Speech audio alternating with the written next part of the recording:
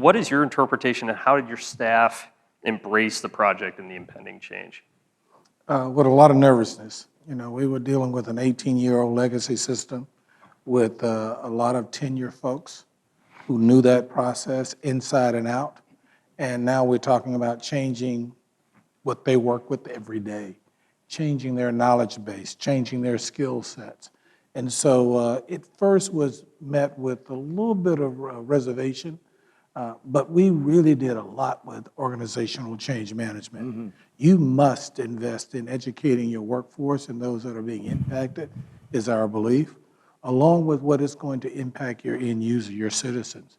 And so we work with eSource and getting a dedicated organizational change manager, someone to help us with the internal messaging and all of our department and looking down to every end user who would be impacted with that.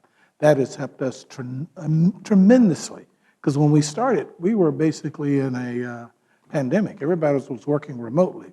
So communicating that change was even more difficult. So investing in the OCM and investing in the training, just are areas that I can't even underscore that will help you tremendously.